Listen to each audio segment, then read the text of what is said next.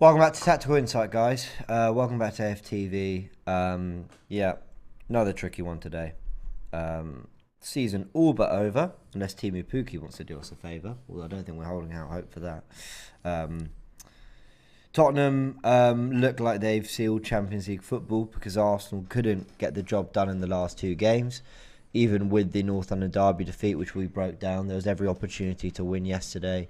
Against a side that were very good, Newcastle, but didn't have anything to play for. We're doing it for pride and for themselves and for their home fans, and I get that. But we were so far short, and we're going to have to break it down. How you doing, Graham? I'm doing well, mate. Nice to see you. Always lovely to see you. Disappointing day, disappointing night for Arsenal. Obviously, one thing last night proved, I think, is that they were not quite yet got the quality to be a Champions League club. We weren't great last night. We weren't at it. We weren't good enough last night. I think the manager said it. Granit Xhaka said it. And we're going to talk about what Granit Xhaka said. Mm-hmm. I just think it was a very poor performance. I think we couldn't handle the occasion, the atmosphere, the pressure, and also the intensity of Newcastle and their press, and couldn't string 4 or 5 passes together. And in the end, we were well beaten. Yeah, we were. And no complaints about the result, beaten by a very good Newcastle team. Agreed. Matrix asks, is it live? Yes, we are. So get in your comments, guys. Get in your thoughts. There was another comment here. Where was it? I want to find it. Oh, it was good. From Duma. Good comment. Says, the last 2 games have shown that this team is not ready for the Champions League, unfortunately. 2 hostile environments with high stakes, and the team couldn't cope. And I think that leads into what you're saying. Yeah, I think the point he makes there is a really good one, because 4 or 5 days ago, everything was in our hands. Mm-hmm. We had a 4-point cushion over Tottenham. Mm-hmm. And here we are less than 5 days later, and it's all turned around. Mm-hmm. So in the end, you have to say we haven't been good enough to get over the line. We've been limping towards the line. We've lost 5 of our last 9 games. We just simply haven't been good enough. And we're going to look at the reasons why. We weren't good enough last night. And so, yeah, it's a great point that he makes. Yeah, absolutely. Let's fly straight into the match stats. Never fun to do it after a defeat like this. Funnily enough, after the first half, Arsenal had more shots than Newcastle, which I found staggering, because we were terrible that first half. Second half, somehow worse. And what stands out to you here? Not a lot, I imagine. I just think that the way the game started, they just pinned us in. They wanted to make it a physical battle, and they wanted to sort of like kick long, chase and press and keep us penned in. We didn't have the quality to play out. And looking at these stats, I think there's more detailed stats that I sent you that obviously we're not going to use today, but it just shows they dominated the game. Possession was fairly even in those numbers. Passes were fairly even in the numbers. Obviously the XG favours them. Mm-hmm. Slightly more shots they had at the end and more on target, but I think they were more dominant than those stats show. Yeah, let's go into these next set of stats, which just looks at the goals and expected goals since Villa away. I'll read them out for you. 13 goals scored from an expected goals of 16. We've conceded 16 goals though from expected goals conceded of 13. And you described it before we went live, and we were talking about this, as just everything going wrong at both ends of the pitch. It's not even like we've stopped scoring, but at least we're keeping clean sheets. Yeah. It's literally gone wrong everywhere. It's gone wrong since the Villa game and that international break. We came back. We lost those 3 games against Crystal Palace, Brighton and Southampton. We had that revival starting with the win at Chelsea. But, of course, now we've dipped again. And it's gone wrong at both ends of the pitch. And I think what's coming back to bite us is, I think, the lack of continuity in the defence, and the fact that we've been relying heavily on 2 strikers out of contract. We literally allowed Aubameyang to go, didn't replace him, and we've talked about this before. So many times. And running with a thin squad in the second half of the season ultimately has been our undoing, because not only did we let Aubameyang go, we let Callum Chambers, Pablo Mari, Kolasinac and Ainsley Maitland-Niles go out, and then you pick up the injuries of Partey and Tierney. Now, our back 5 early in the season was our strength. This is why we were doing so well, James. We had a solid back line. Ramsdale was brilliant in goal in that run we had into the early new year. But he had the consistency in front of him of Tomiyasu, White, Gabriel and Tierney. Now, they have owned, this is an Opta stat that I saw last night, when they play in the Arsenal defence, we only concede something like... I've got it here. Yeah, 0.8 goals per game. You sent it through, yeah. That's with our fully fit back four of Tomiyasu, White, Gabriel and Tierney. But you made the point that they've only started 10 of 37 Premier League games together. Yeah.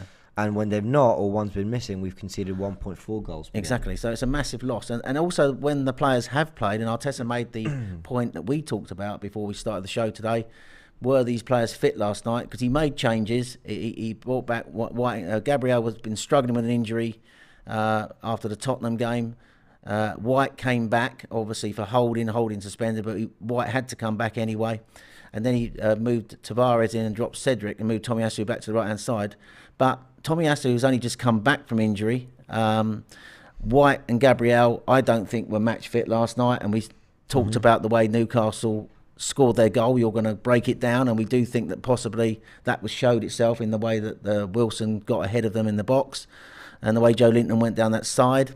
So they weren't fit. So as a result of not having a fully fit back line, continuity in your back line, that's why the expected goals conceded now is higher, right?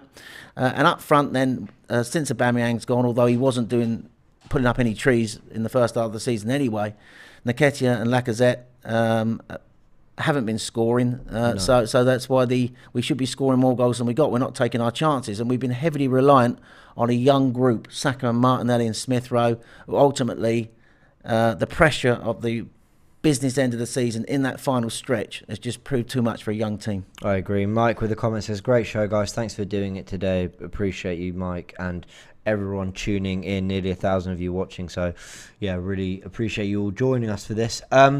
Let's go into where it went wrong tactically. We'll take it to Tactical Pad in a second. You sent me, though, some really, really interesting stats, which we've got up here.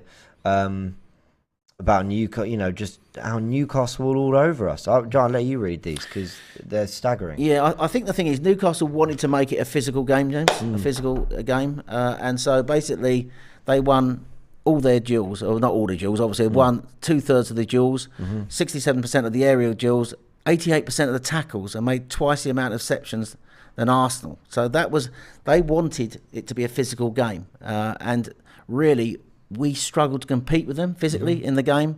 They roughed us up. Not only did they outplay us, they out-roughed us, if that's a word I could use. No, I get it. And basically, they were very physical. We couldn't cope with the physicality. And the thing is, we're going to go to the tactical pad in a minute and show how we wanted to build up in a 3-2-5. But to do that, you have to earn the right to play. And if you can't win your duels, if you can't match them for physicality, you don't earn the right to play. Again, we talked about injuries. Thomas Partey was a massive miss last night. Elneny and Xhaka were struggling to play through the press. They really were struggling. There were components of our team not working in build-up that were not enabling us to get out the pitch. Odegaard had so few touches, totally out of the game. When Odegaard's out of the game, the team is not really functioning. But it boiled down to the fact that Newcastle just had a physicality last night we couldn't cope with. And I noticed it straight away, and that's why those numbers show that. And you did. So let's talk about what Arsenal wanted to do, because I think he reverted to something that has generally not really failed him, which is the combination of Smith Rowe on the left with Tavares overlapping, the back three of Tomiyasu, White and Gabriel. I think he wanted to go with something that has done the business, in fairness, for Arsenal more often than not. But there were problems. So how did it look? Right. So first of all, I touch on that. Smith Rowe has got a really good record against Newcastle for goal, albeit at the Emirates. But he has got a good record. But he has not been in form lately through injury and just hasn't been at the levels he was pre-Christmas. I agree. So he hasn't been at the levels. But he came in for Martinelli last night. Martinelli could have offered us something, I think, in ball carrying ability, but in getting forward, because we needed players who could play through the press and carry the ball forward, which we didn't have last night. So he went back to this 4-3-3, which you're showing there in build-up. And I think obviously Xhaka and Smith Rowe, he wants slightly inverted, and Tavares to push up high. So if you look at this is how Arteta, I think, wants to build. He wants the three at the back, really, which is Tavares, Tomiyasu is inverted with White and Gabriel, and then in Xhaka there as a 2, and then the idea is to play out through into midfield and try and get your 5 lanes up high. and try and get them back in a 5-4-1. That's what we failed to do last night, James. We didn't get them back in a 5-4-1 defensive shape or get them back defending, because they were always pressurising us and winning their tackles and pressing us and stopping us from getting out. And so I think the plan really was a 3-2-5 with those 5 lanes. Tavares up high on the left, Smith Rowe slightly inverted inside, Nketiah, Odegaard and Xhaka. And that will be your 5 attacking lanes with Elneny, Xhaka playing in midfield and your 3 defenders. The problem why this didn't work last night, there were components of the team, James, not working. And the trend was set very early with the goalkeeper, Ramsdale. Ramsdale, last night, Ramsdale's such a key player in build-up for us in the way that he's able to pop it off into areas, play it out, play out from the back. His passing, his distribution has been absolutely brilliant. But last night, he was really poor. I think he only completed something like 14 of his 35 passes. The tone was set for him with a really bad early touch where he nearly cost us, where the Newcastle forward got in. He slipped over a couple of times. And I think he struggled. And then Benjamin White coming back in, another key part of the team. We talked about last week Holding being more of a penalty box defender but not ball-playing defender, and Benjamin White is more the ball-playing defender we need.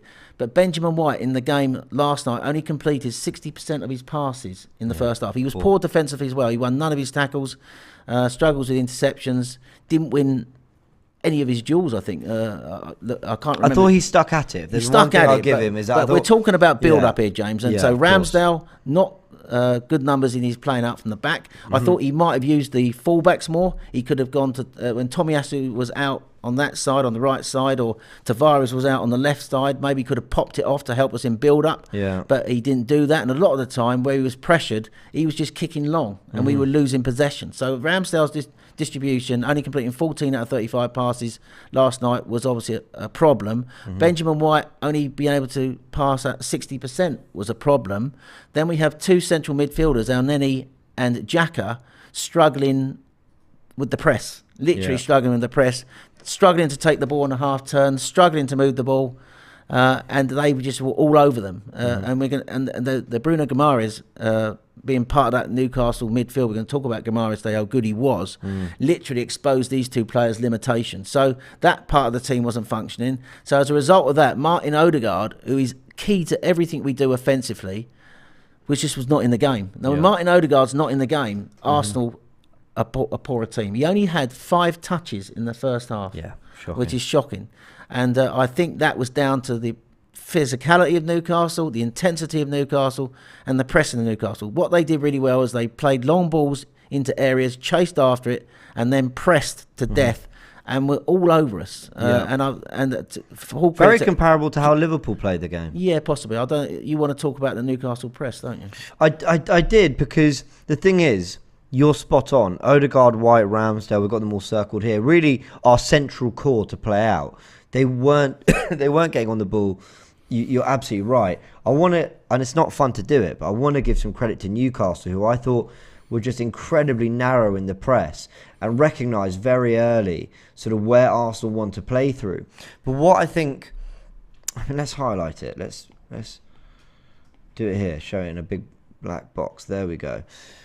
They condensed that area of the pitch. So Elneny, who we've been praising recently for getting on the ball and playing forward and being progressive, didn't have the time he wanted. Xhaka couldn't do it. And when these things happen, players like Odegaard drift further and further wide, which means you're losing more bodies in midfield because they're looking for the space. The thing was, the 1 or 2 times we did get the ball out to Bukayo Saka, and let's put him over there, the amount of times they just doubled up and they couldn't get anywhere. They seem to just dominate every area of the pitch. And normally, when a team presses you, you think, okay, well, there's got to be space somewhere else then. And I think if there was one outlet Arsenal had all game, was actually, and I'll just move everyone back into position a little bit, was actually this pass here, over the top to Tavares. I thought that was maybe the one bit of joy from Gabriel to Tavares, where we got in behind once or twice, and I thought, okay, that maybe we can do something then. And then he ends up making the change and sort of, you know, switching that around, and we'll discuss that a little bit in a bit. But I just thought, you know, credit to Newcastle that they really, really, really squeezed us, and we couldn't do anything. Now, normally I say this Arsenal team likes it when we're pressed. We want teams to come to us so that the rest of the pitch opens up. But their press was so good, we couldn't do anything about it. It was so suffocating. And I think we noticed Partey's absence more than we have in any other game. I think this was a game where you needed a midfielder, a physical midfielder, a ball-carrying midfielder, a midfielder who could play through the press. Yeah. Now, once you've got a midfielder like that, that stops them doing what they're doing. They get less confident. They literally seized their opportunity, realising where Arsenal were weak, and we did nothing. We couldn't do nothing to stop it. Had we had Partey there, who probably could have played around that press, could have taken it on a half turn, and could have carried the ball forward more, it would have asked different questions and maybe questioned the way they were playing a bit more, but and possibly forced them back more into a defensive low block, which they do shift to. But we never were good enough. We didn't have the quality in central midfield to do that. Yeah, I completely agree. Got some super chats. Babatunde says, big up guys, I'm a huge fan of your show. After all said and done, where do we go from here? Did Arteta make this more difficult for himself in January? That is a big talking point we are going to be going on to. Magnus says, enjoy the tactical analysis all year guys. The programme is brilliant, so thank you. Thank you very much, Magnus. We really appreciate that. He says, I felt our midfield was overrun yesterday. And physically Newcastle looked stronger, an area we need to strengthen, absolutely, and hopefully some of the numbers and things we pointed out there support what you're saying. Connor says, surely we've got to be more free-flowing and creative than what we have been lately. I feel Arteta just isn't getting enough out of the attackers and letting them express themselves. Connor, thank you so much for that comment, because it's the perfect segue into the next bit I want to talk about. Now, I've got a clip here from a couple of weeks ago. We just lost to Southampton 1-0, and me and you did a tactical insight show, and I mentioned something then, and I think it's very relevant for now. Have a listen to this. They're 4-3-3, right? And they've got Mahrez and Foden who might hug the touchline. Sometimes it's Sterling out wide with Foden, sometimes it's Bernardo Silva, sometimes Bernardo Silva in central midfield. They've got fantastic options. We know that. Walker and Cancelo will play a little bit more inverted. Sometimes Sterling will come inside, Cancelo can hug the touchline, they mix it up. But where they're brilliant is that they have players who are so effective in central areas. So when the touchline is being really hugged by Mahrez or Sterling or whoever, and they're really trying to stretch that back four, or maybe the back four sit tight and they're having to get the fullbacks to come back and cover. However the opposition want to deal with it, they've got players in Gundogan and De Bruyne who, when that pitch is being stretched, are really, really good at operating in these areas here. Because whether it's making runs to the back post, how many times have we seen that? The goal they scored against Liverpool the other day when Cancelo puts it to the back post. Whether it's De Bruyne making a darting run and getting a shot away, like the goal they scored against Atletico very recently, they are brilliant at manipulating those central areas in the space when it opens up. So the point I'm making there is about how they use those central areas. Now I want to show you Newcastle's goal, which we've recreated. White zone goal. Take it to the tactical pad here.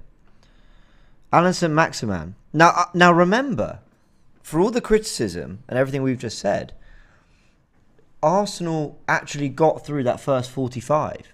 We weren't great, but actually we still outshot Newcastle somehow. And bar one good chance, we did actually deal with most things.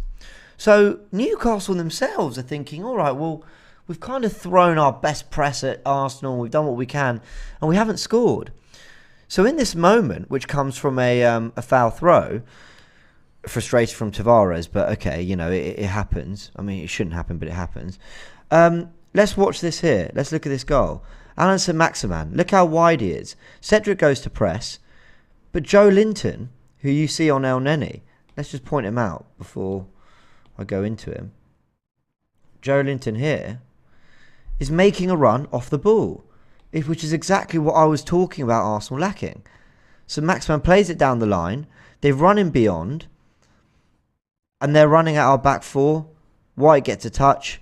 I think White and Gabriel looked second favourites for that the whole time, if I'm honest.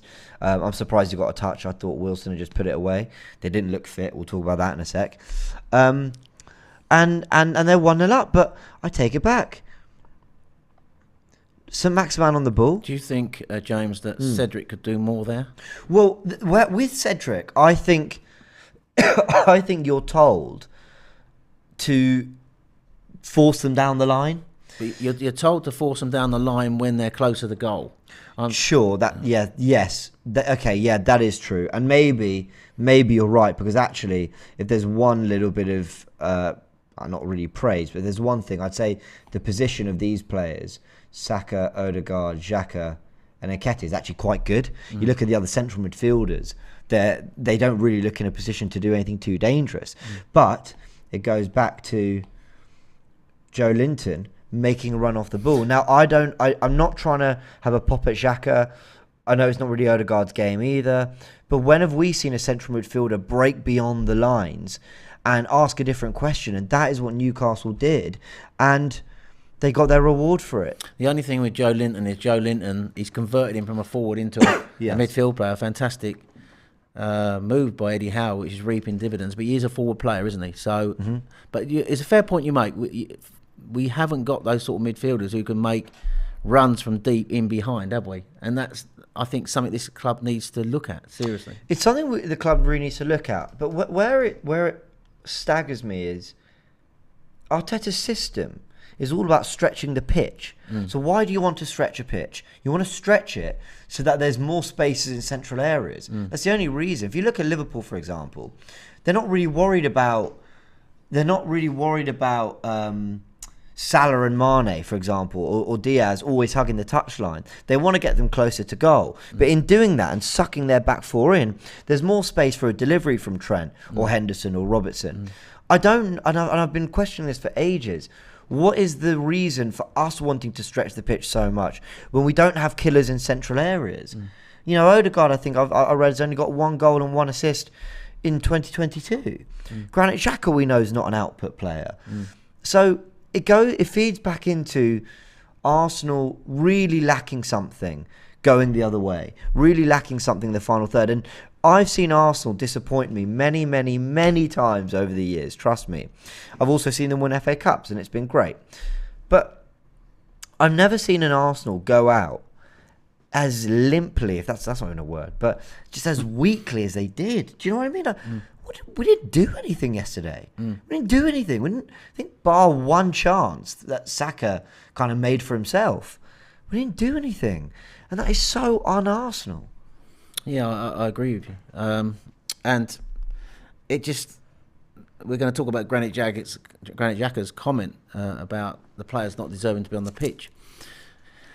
This is a young group, James. For all that, it's a young group, and I just think the pressure, a combination of players playing with injuries, a combination of a thin squad, in the end, has proved the reason why we haven't got Champions League football and why we've been limping towards this line.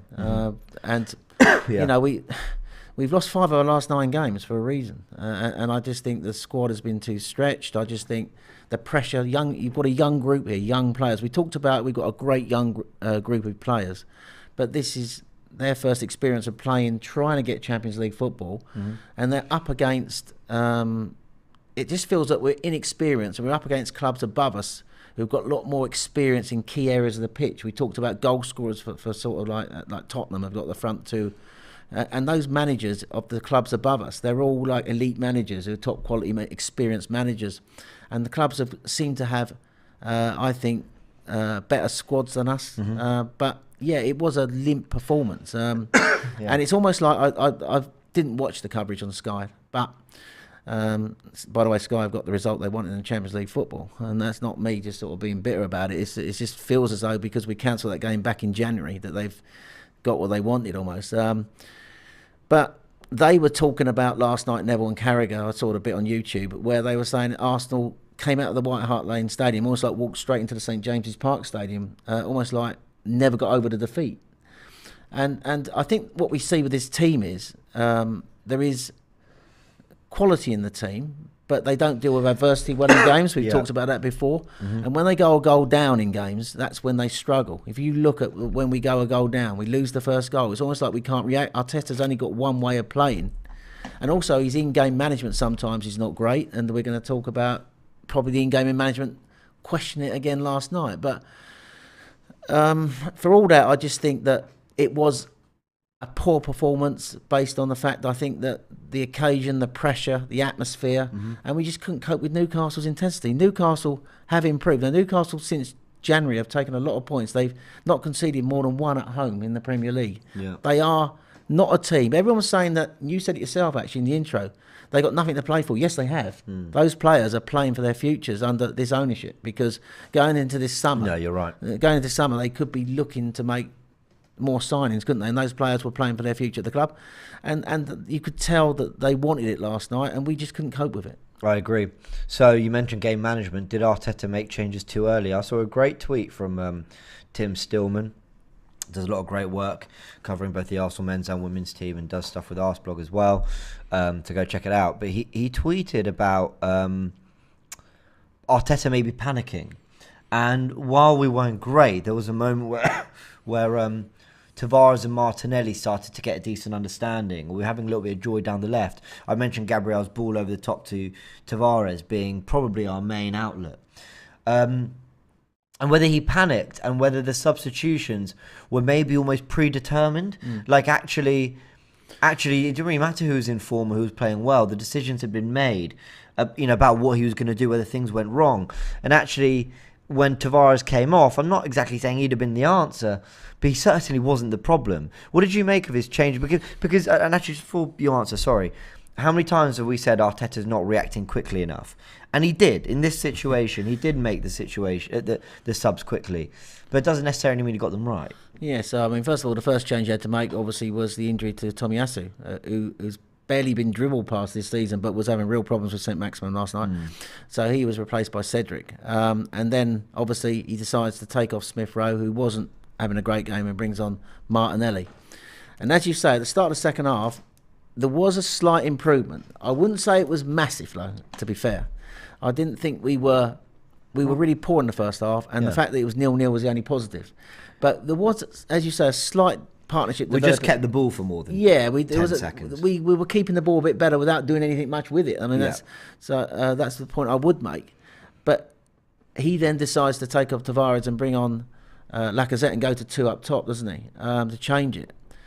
Possibly it might have been a bit early, but sometimes he's let the game drift, hasn't he? So. But it just wasn't working last night. He felt probably he had to do something. Whether it was the right move, we now know probably wasn't, because it didn't work. Had it all of a sudden he put 2 up top and a cross was slung in and Lacazette had taken a chance, or it created a chance for Nketiah, we would be saying that he made the right move, wouldn't we? Yeah. But I agree with what Tim's saying. It did look like it was slightly too early, and although we weren't that much better, I felt, there was a little bit more possession. Yeah. I agree. Did January cost us? I think that's a big question. Massively. You wanted to talk about a particular Newcastle player that impressed you. I thought Bruno Guimaraes last night was absolutely outstanding. Let's look at his numbers. Got him here. And do you want to read his numbers out? Yeah, why not? It's not fun. Dribbles completed, 100%. 73 touches in the game. 8 ball recoveries. 7 ground duels won. 3 tackles won, created 2 chances, 2 shots, and managed a goal as well. And this is him playing at the base of midfield. Remember that he wasn't in his 8 position, box to box, getting forward. This was from the base of midfield, and he was fantastic. Now, we're not here to wax lyrical about Newcastle players. We're here to ask the question why Arsenal couldn't pick him up. Having been linked with him loads, a lot of credible journalists saying that Arsenal wanted him. They were probably going to wait for the summer to do this kind of deal, though. They didn't feel he was available, something like that. I can't remember what the excuses were. Then Newcastle pick him up. What a talent he is. He is a fantastic player, a really outstanding player, and that was a outstanding performance by him last night. The 2 areas of the team which I think that we decided not to strengthen in January was central midfield. We were being linked to Arthur Mello as well, weren't we? But we decided to stay with what we got.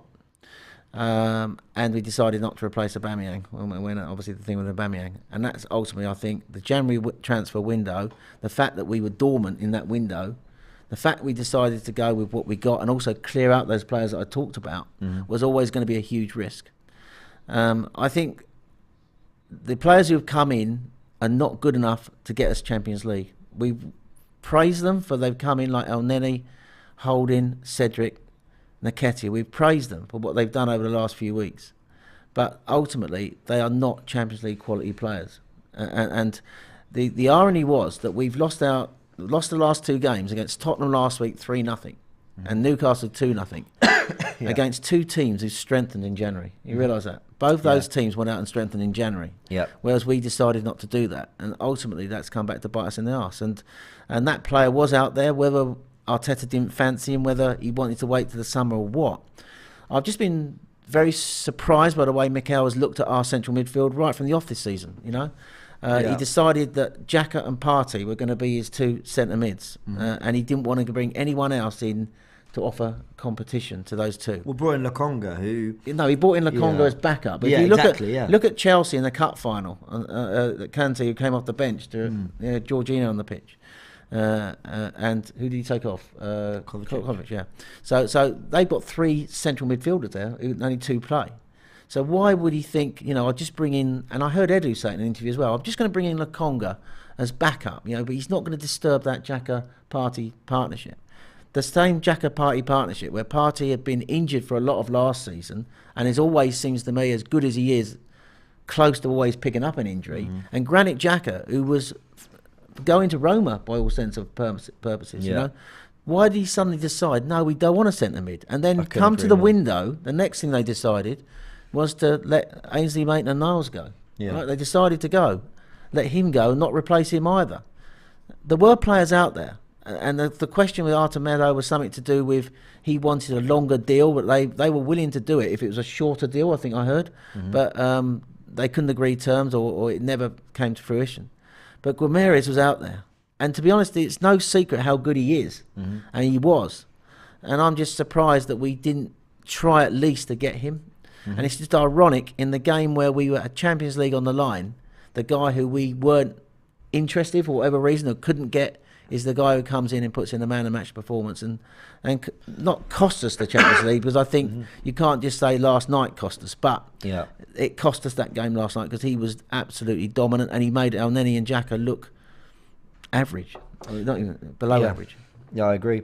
Still can't shake this cough off, guys. Apologies, but I'm feeling better, so don't worry. Mids of the Super Chat says, was Martinelli's final position left back? Yes, it was. Yes, it was. Pretty much left wing back. Comment from Mihail says, the risk from January didn't pay off. We missed our opportunity to get to Champions League. Next season won't be nearly easier, so we need to enjoy the 5th place because we won't get better. One thing I would say is if you'd said to all Arsenal fans at the start of the season, would you take 5th place in Europa League? I think they would have done. Why it's hurting is because we've literally had Champions League there. In our grasp. And it's been taken away from us by our North London rivals. That's why it's really hurting. But, start of the season, if you'd said 5th place, Europa League, probably most fans would have taken it. But it's just the way it's happened, the way it's played out. It feels like a missed opportunity, James. I agree. We had a super chat from Robbie, says, what we do for a Roy Keane or Vieira. I mean, in that game last night. I don't want to move on from this January thing just yet, because the one thing I really want to add to it is, I know we needed a striker and a central midfielder, but when I say need, I'm talking priority positions. I'm talking those are the 2 we need. But it's not like once we brought them in, bish bash bosh, the team's ready to go challenge for the title. Great. No, every window is an opportunity to improve, and not only to improve by adding quality, but at least adding depth and legitimate competition to at least alleviate the pressure on others. Martin Odegaard's managed to stay fit all season, which has been a real bonus for us. But I've stopped a couple of times and thought, if he gets injured, who comes in? Now, people say, well, Smith Rowe. But Smith Rowe isn't really the link-up, creator, silky player. He's more of a pass and move, running beyond, likes to beat a couple players. He's almost like an Aaron Ramsey that can play wide. But he's got a little bit more kind of natural skill, I think. Maybe. I'd say that's probably true. So we need more depth in that position. All the pressure was on Saka and Martinelli. Sometimes Smith Rowe came in. Could we have added another forward? Kulusevski was linked for ages. He's gone to Spurs. Look what he's done. It's not just about going, oh, all right, well, we can't get the box-to-box midfielder we want, or we can't get that £70 million number 9 we're looking for, therefore don't do any business. It was obvious we were leaving ourselves short, not just in quality, but in depth. And I know people say, oh, there's been no European competitions. How can you say the youngsters are tired? Yeah, but look at the amount of football Bukayo Saka's played over the last 2.5 years. How dependent on he's been. Look, Smith Rowe since he's come That's a great point you make. I think the other issue for the club, for Arteta, was getting rid of a lot of the dead wood. And that is one of... They prioritised that, didn't they? They decided, because we weren't in European competition, that we wouldn't basically be... there would be better unity in a smaller squad, and we would run with the squad we got. But at the same time, they decided to get rid of a lot of the players, to bring down the wage bill.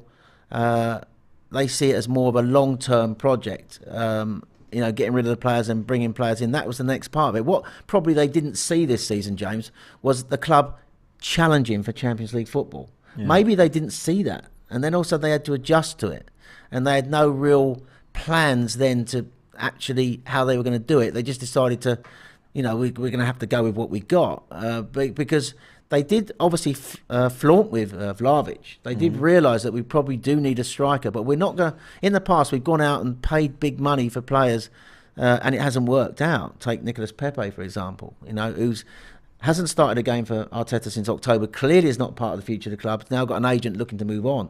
So they just decided that they weren't going to...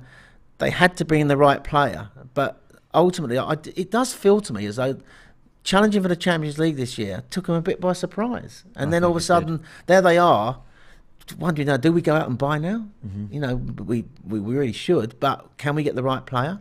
At the same time, they're trying to clear the dead wood out. Yeah. So that's what it feels like to me. I don't think that's just what it feels like. I think you're right. I think it's exactly what happened. I don't think they had that target of top four. You've got to remember, this is inexperienced. The whole club is really inexperienced. We're talking about a young squad, a young first 11. The manager's inexperienced. Yeah. Edu's inexperienced. The whole setup of the club is just sort of like inexperienced. And it's almost like they positioned themselves to think, do you know what? We're going to start again, and we're going to build up, and we're going to get European football this year, and then we're going to build towards the Champions League. And then here we are, halfway through the season, with the drop-off from Man United, which no one saw, the drop-off at Tottenham, which was great to see at the time. All of a sudden now, here we are, and we've been around that. I heard you talking to Dan Potts last night at the back end of your show, which was a really good show, by the way. And you mentioned that about we've been up there, round the top four for a long time. Which, remember, we started really poorly, 3 losses, and then we went on this upsurge of form. Obviously helped by the continuity of the back five and young players being at it for a good majority of the season. But I think it took them by surprise where we were, and in the end it just proved too much. I agree. We've got a super chat from Mike. Says, tough question, was the Arteta extension now a huge mistake? He looked lost yesterday. I knew that would come up today. It was always gonna come up. It was going to be part of the discussion around this, and it leads on to some interesting stats regarding our goal difference. So we put it together here just to look at Arsenal's goal difference the last 5 seasons. Yeah, so can I just come in here? Because I sent you these stats last night, didn't I? So we have improved. There's no doubt about it. 5th place this year, 2 8th place finishes. We have improved in our league position. But if you look at the goals for and goals against column, there's the counter argument. Yeah. Have we improved? Because the numbers there are very similar. The 17-18 season was the last one of Wenger, plus 23. Then you had Emery's season, plus 22. Now, the next season was the joint Emery-Arteta season. And then the last 2 have been Mikel's season, where he's had the whole seasons. But if you look at it, the goals for and the goals against, there isn't much of an improvement there, is there? Albeit the league position has improved. But the goal difference hasn't. Arsenal have this way under Arteta this season because we went to Leicester, kept a clean sheet, Wolves kept a clean sheet, Villa kept a clean sheet. Those games where Arsenal would normally lose or drop points over the years, and we've been picking those points up. And I thought that would be what got us over the line with top 4, the fact that we were winning those games. But Arsenal do have this ability to, when they lose really ugly. 2-0 at Newcastle, that can happen. 3 at Spurs, 3 at Palace, 4 at Anfield, 5 at City. And it's not just that we're losing those games badly, it's that we're not winning the games that we are winning, particularly convincingly. You think of some of the home games, Watford 1-0, Newcastle 2-0. Palace we drew 2-2. Yeah, I was going to say that. I think that this year we've either won or lost games. We've lost an awful lot of games. I think is that 12 losses now? Or is it 13? I think it might be 13 now, which is but it's a lot of losses. But we've only drawn 3. Now, normally in previous seasons we've drawn more games than that. So I think we've either been winning games or losing games. That tells me shows me the mentality of the team. When we go up in games, we can win a game. When we go down in a game, we can't put it back. Yeah. So whether that's because it's a young group, whether it's down to the manager's only got one style of playing and he can't adjust to turn it around, that's questions that people need to make their own minds up. But that's clearly what's happening. So this graphic here shows that basically, although we've improved this season in our league position, and I think the qualification of European football was the objective at the start of the season, the actual numbers there tell you in goals scored and goals conceded that we haven't really improved. The goal difference is the same. So, albeit the young players have got a season under their belt, and I think that they'll be better for the experience. But no, look, we're talking about Arteta's contract again, and I know the Arteta outs will be having a field day, but I think the thing is, it showed tremendous confidence in the guy. They were going to give it to him after the 3 defeats, but it's now not looking great in the light of what's happened. I get that, but I still think he would have got the contract anyway. I think they are literally tied into Arteta. Everything they're building is around Arteta, and we've heard people say that. Whether that's right or wrong, people have their opinions. I think it's fair enough, because we have not seen the progression I wanted to see in his first 2.5 years in the job. Dan Potts, one of Arteta's biggest critics, himself said, you'd be lying if you said you didn't see progress from when he came in to where we are now. I'm paraphrasing, but basically said he believes there's been progress, and I agree. My criticism has been, has the progress been quick enough? Is he learning from the things that go? Is he learning from the mistakes quick enough? Tex made a great point in a fan cam after Brighton. He said, why is it 2 years in a row we've lost Champions League football because Xhaka's had to slot in a left back? And it's a really good point from the Villarreal game to that Brighton game. Now, I know obviously since then we've managed to take it back into our hands, but the point being made is that a year on, making the same mistakes and the same frustrations in the team. Why is it when we need to go and we're under the cosh, we need to find a goal, we look the furthest from scoring than we have in any other game? Now, yesterday we did absolutely nothing. So I understand the criticism, and I'm going to have to mull this one over and see how I feel. Ultimately, I think, they're backing him, and so I just hope they give him everything in the summer again, because he needs it. He needs more and more and more, and maybe he's not the right guy to back, but whoever's in that job, you've got to back him. I think the 2 injuries that really cost us were the Tierney injury and the Partey injury, and that has gone under the radar. It has gone under the radar. Now Tierney since he's been at the club, I saw the stat the other day. He's only played in 57% of Arsenal's matches. That tells me, and I know they've been linked with Hickey, but that tells me that we do need not just a backup like Tavares, who he's got no confidence in, who he sees him as a young player, not at the level. He needs to bring in, because if Tierney's going to be injured for almost half the games, you're going to have a real quality replacement to come in and do what Kieran Tierney does in the team. That destabilised the back line when he was not in it. Thomas Partey is such a key part of our midfield, and the way he wants to play now with that lone 6 and the two the two number 8s, the left-sided number 8 and the right-sided number 8. El Neni did a manful job for a while, but he's not Thomas Partey. So I think we need we just need 2 quality players in those positions, because these 2 players, as good as they are consistently not fit or getting injured. So that definitely didn't help us in this running, James. I hear that. Let's talk about what Granit Xhaka had to say. Just very quickly, some super chats have come in. Nearly 2,000 of you live viewers watching. Big thanks for the support. Smash a like on the video if you are enjoying it. It does help us out massively. And as always, get in the comment section, let us know any suggestions. Thank you for the feedback we have had. I know a lot of people have been coming back to us about whether they're enjoying the live shows, the longer shows, whether you prefer shorter shows and the lives can be specials. We'll do this for you guys, so let us know. sort of what you prefer and how you enjoy it. And also there's been a lot of suggestions and great thoughts and insight into what's gone wrong. So it's been great hearing from you guys. I think we've got a really good, knowledgeable, tactical insight audience. A lot of great points, apart from the banter, obviously. But I'm always impressed. There's a lot of people who regularly take time to contribute into the comment section. I enjoy the conversations with them, and there's some great people in there. And thanks for all the positive feedback, not only about me, but for you, James, as well. It's really nice to read. No, it really is. So big thanks. Got a super chat from John, says, pressure, really? It's only top 4. Yeah, but for those That's young... what Turkish said last night, didn't Yeah.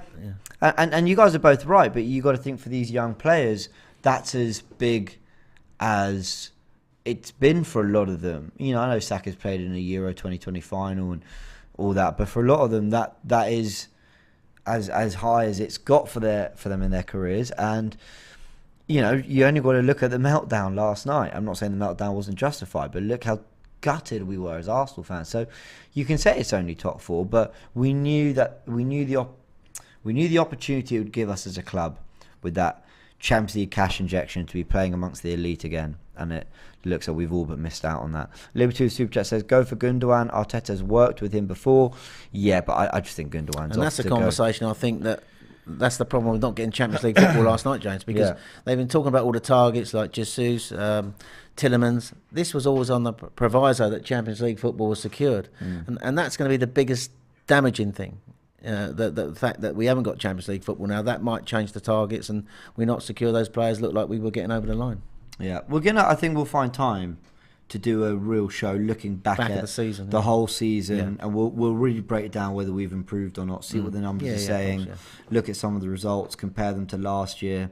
I think we've got, despite the points and the goal difference not being much better, I think we've got a lot more wins this season than last season. Am I right? I think we have. I think we've already got 4 or 5 more wins in the league last season. That's nothing to scoff at, but clearly we're still losing too many games, and we sit 5th, having won more games than Chelsea. But what Chelsea have is that ability to not lose when it's not happening on their day. I think the damning thing is, though, we've only won 5 of the last 9. When we went into that international break after the Aston Villa game, we wanted 20 points out of 30. We took 70 points, we said, would be the golden number to get Champions League football. We're probably going to end up with 68, 2 short, and Tottenham are going to get Champions League football with 71, 72. Yeah, so 70, 70, 68, I think. So they'll get what are they on Tottenham at the moment? We're on 68 points, and they'll get it with. We'll get 6. No, we're on 63, aren't we? No, we're on 66. Yeah, let me have a little look. Well, James, guess it up. So we're on 66. All right, Tottenham on 68. So they could get it with 71. Yeah, so we said 70. So even 70 wouldn't have been enough. We said 20 out of 30. But we've only, if we do beat Everton, that means of the last 10 games we've only taken 15 out of 30 points. We would have lost 5 of our last 10 games.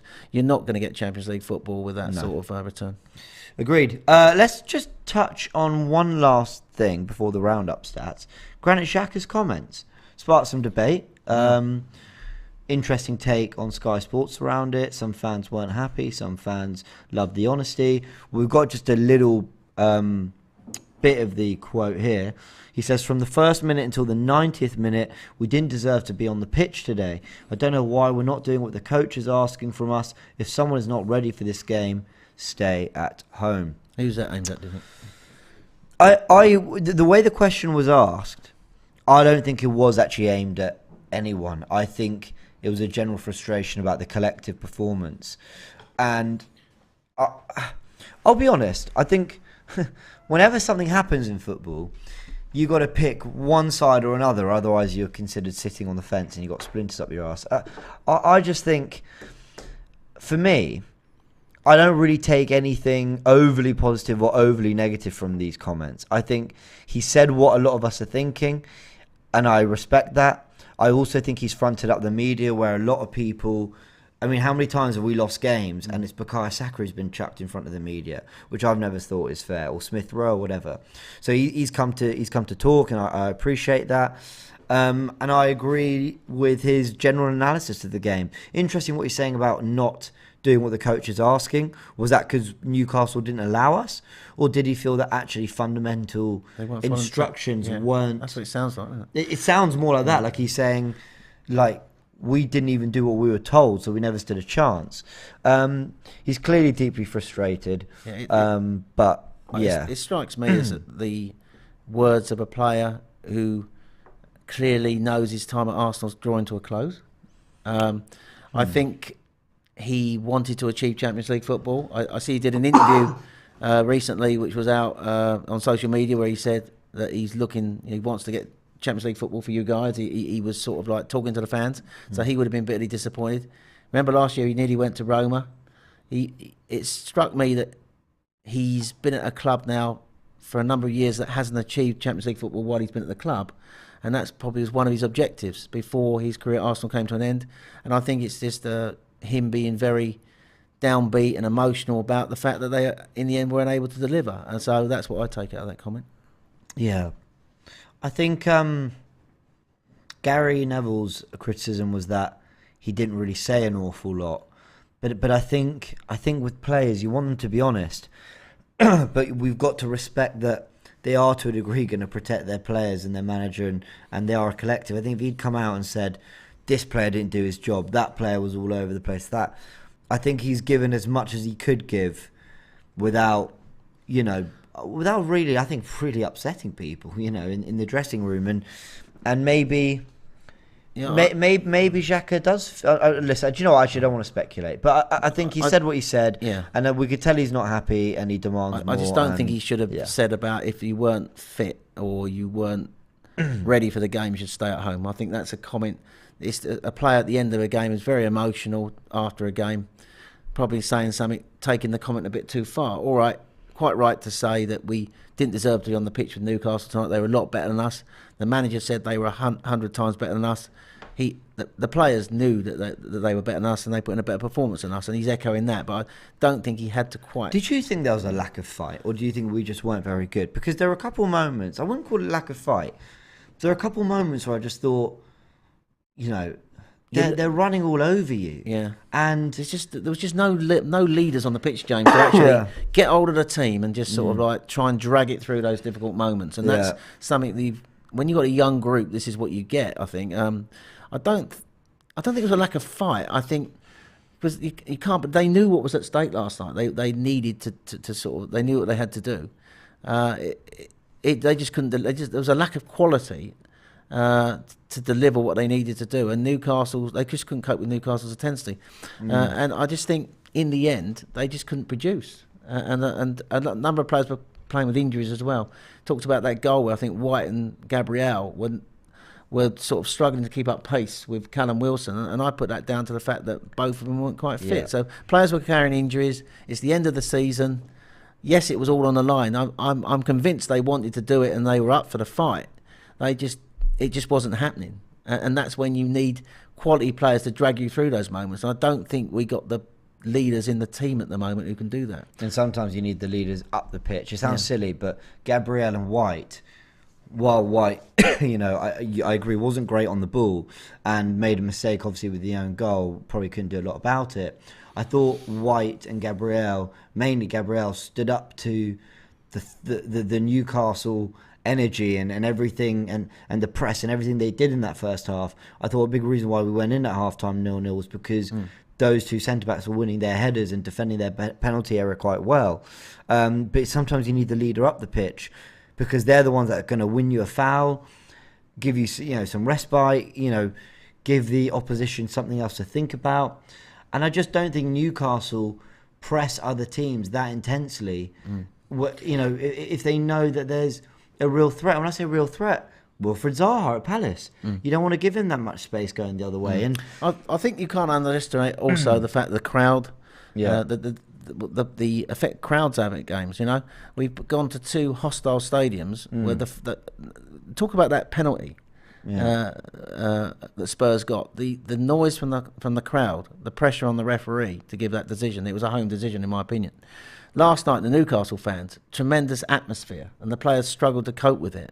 So I think that has really what they're up against. It's a real problem. It is a real problem, and I just think. I know we're going slightly left field here, but I will say that I read something the other day that when the Premier League football was played without fans in the stadiums, referees were giving fewer penalties and free kicks to the home teams. Wow. So the crowd do play an important part in referees' decisions. And also they do, actually, the atmosphere, for a young team, it would have been something they would have had to have been part of what they're up against, you know. So, and we've got to remember, Champions League is on the line. The pressure of trying to get Champions League football, in the end, I think, proved too much. Yeah, I completely agree. We have super chat from Drawn2B. Says, we have to go through tough periods for the kids to get some resolve. Trust the process. Rome wasn't built in a day. Let's go through the roundup stats. Arsenal have now lost 6 of their last 11 games down the stretch. Arteta's gamble with a light squad clearly has backfired. Arsenal have now lost 13 games in the Premier League this season. They're joint most in any 38-game Premier League season. That is shocking.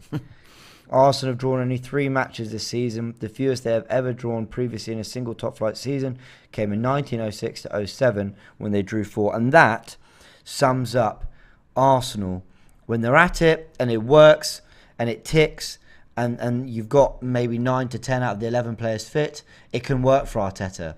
The minute he loses a couple, or maybe some aren't completely fit, or the initial game plan goes out the window, we don't have a way of just, all right, well, let's pick up some points anyway.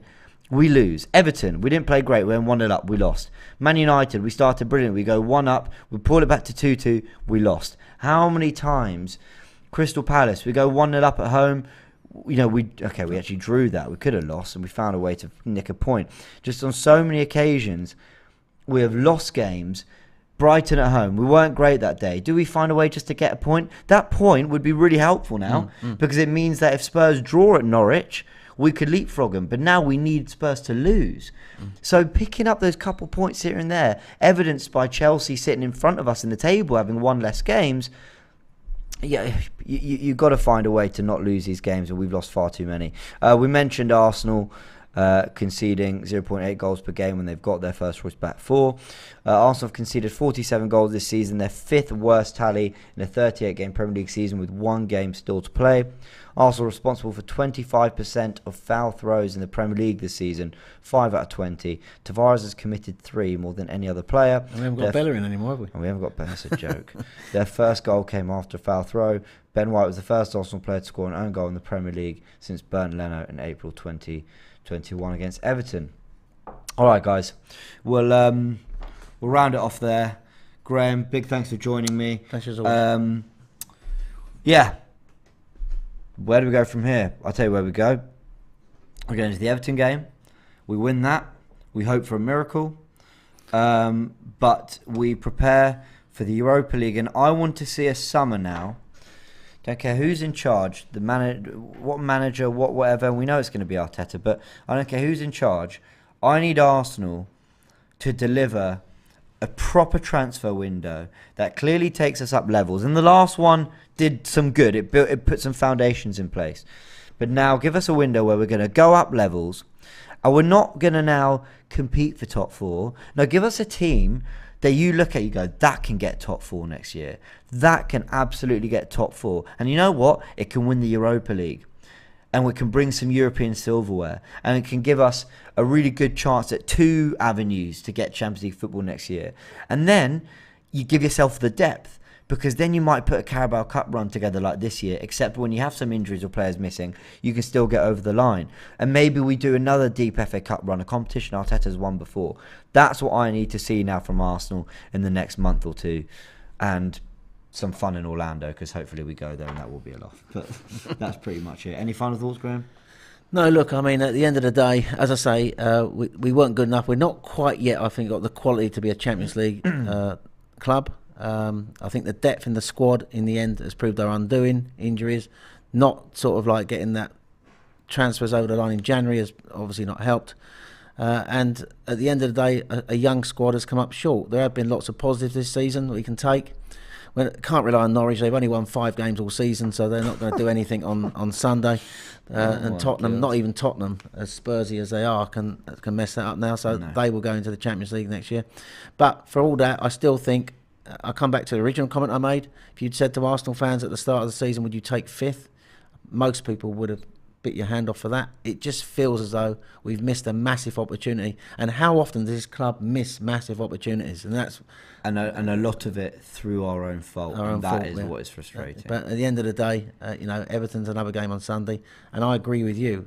I think they've got to get the deals done and do those deals early. Get the team ready for the start of the season, not get the deals late in the window. Let's identify the targets and get those deals over the line. But at the end of the day, the young team come up short, but I still think there's a lot of positives we can take from the season.